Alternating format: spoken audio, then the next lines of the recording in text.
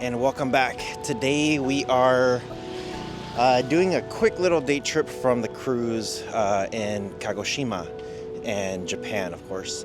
But yeah, pretty easy to get here, and gonna give you guys some ins and outs, a couple things of what you can do while you're here in the area. Yeah, it's pretty cool. If you guys are brand new to the channel, consider subscribing, and if you're a returning subscriber, welcome back. I'm gonna show you guys more ports from the celebrity cruise that I'm currently on for the next couple weeks, something like that. But yeah, so let's go ahead and check this place out. Okay, so here at the Senganen Garden, and it has some really good views of the volcano, but the garden itself has a lot of history from one of the lords that used to live out here. I think they did some training and stuff like that, but tons of stuff here, and it looks amazing. So this garden is attached to a former Shimazu clan residence in Kagoshima, Japan. The residence was built by Shimazu Mitsuhisa in 1658. The name is derived from a supposed resemblance to an eponymous feature on Longhu Shan. In 1736, Shimazu Yoshitaka added a water feature and a moso bamboo obtained from China via the Ryukyu Kingdom. This area housed many famous dignitaries from all over the world. It was extremely peaceful just walking the garden, and as always, be respectful as you're coming through, as it is pretty quiet.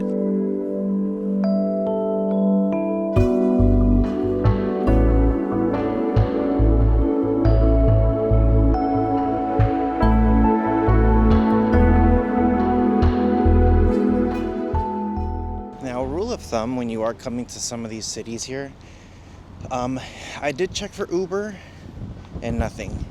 I did check for, well, in Japan, they have an app called Go for taxis, and nothing.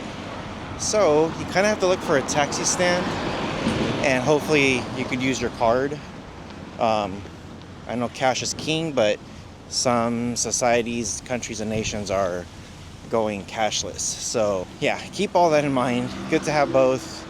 Good to be prepared, just because you never know what's going to happen. Okay, so here at the city aquarium, I like going to these just because, especially depending on where I'm at, you know, they're surrounded by the ocean. So to see what is native to this area is very cool to see.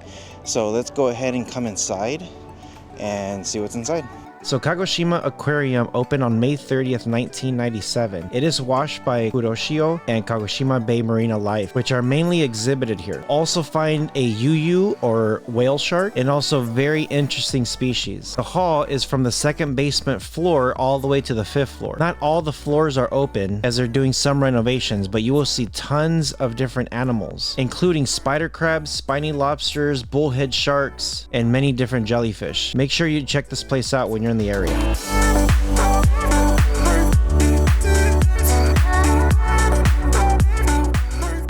So did you guys know there's an actual castle ruins here in Kagoshima? I didn't know that. The place is called Kagoshima or Tsurumaru Castle Ruins, which is pretty cool. They have a really good drawbridge, a good outside area here, garden, and then inside it looks like there's a museum. It looks kind of limited, but they do have a lot of really old stuff here, which looks pretty nice. So the Kagoshima Castle was actually built in the 1600s. There's a battle here in this area, so they built this castle. This was never used in actual battle until roughly 1863, when it was under attack by the Royal Navy during the Anglo-Satsuma War. During the Meiji Restoration, the Imperial Japanese Army garrisoned the castle. In 1873, the main citadel burned down, including the main gate. In 1877, the second citadel burned down until it was rebuilt later on. I didn't know this thing was a castle. It was pretty cool walking around, and if you're outside walking around the sidewalk, you're gonna see this stream of water where you see little tiny koi fish, and then they get bigger and bigger the further down you go. Now after this, I walked down to Chuo Park, which there was many people walking around. They had some food booths, so I was able to try some beers, some different teriyaki, some different chicken. It was actually really good and delicious. And then I also walked down 10 Park Street, heading slowly towards the ocean, and there was a really good delicious ramen place. Lots lots of food and lots of areas here to check out. I have to say, just walking around and roaming this area was so much fun. You have to be sure to take your time here to explore the area. And that is it for Kagoshima, Japan. A lot of stuff to do. You guys don't know like everything that you could possibly find here in this cool little city. There's a lot of other things too that you can do, like some hot springs.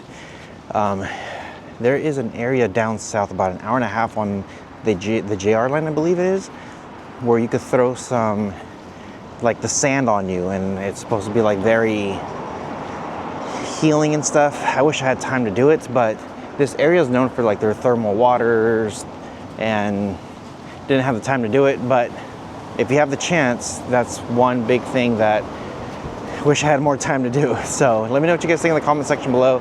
Try to get you guys here all the latest and greatest stuff. Let me know if I missed anything that I should absolutely do next time I come down to this area. Yeah, you guys take care of each other. See you guys in the next one.